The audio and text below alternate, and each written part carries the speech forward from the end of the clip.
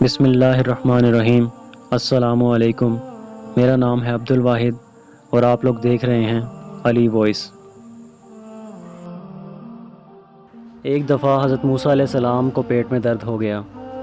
انہوں نے اللہ تعالیٰ سے عرض کیا کہ اے اللہ اس کا علاج بتا دیجئے۔ وہ تو کلیم اللہ تھے، اللہ سے ہم کلامی کرتے تھے۔ انہوں نے کہا کہ اے اللہ میرے پیٹ میں درد ہے، اس کا کوئی علاج بتائیے۔ اللہ تعالیٰ نے کہا کہ جاؤ چاول کھاؤ۔ اب حضرت موسیٰ علیہ السلام نے چاول کھائے لیکن وہ درد کم نہیں ہوا۔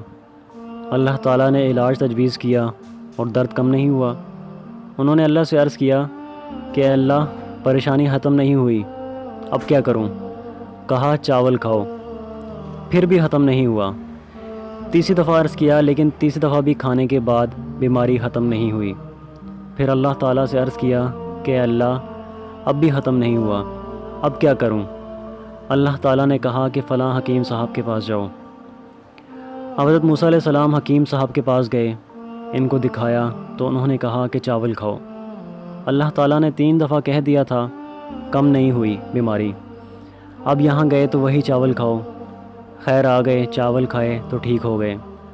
اشکال ہو گیا ذہن میں کہ اللہ سے عرض کیا کہ اے اللہ یہ بات سمجھ میں نہیں آئی، یہ راز ذرا فاش ہو جائے تو بہت اچھا کہ آپ نے کہا چاول کھاؤ، 1 دفعہ نہیں 3 دفعہ، میری بیماری ختم نہیں ہوئی۔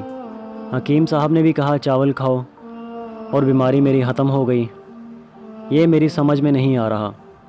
اللہ نے کہا کہ اے موسیٰ اگر میں نے کہا تو اسی لیے کہا کہ اس کا علاج یہی تھا۔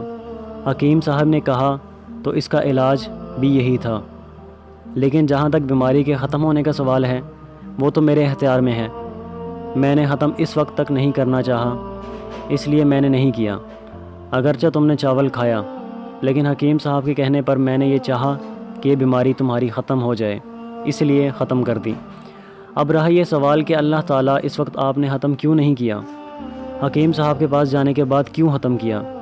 یہ اس لیے ختم کیا کہ اگر میرے پاس آپ کی درخواست پر میں یوں ہی ختم کیا کروں تو حکیم صاحب کا پیٹ کیسے بھرے گا؟ حکیم صاحب کا پیٹ بھی تو چلنا ہے، ان کی بھی تو دنیا چلنی ہے، اس کے لیے وسائل ہیں، ذرائع ہیں، اسباب ہیں۔ اللہ تعالیٰ نے یہ حد لگا رکھی ہے۔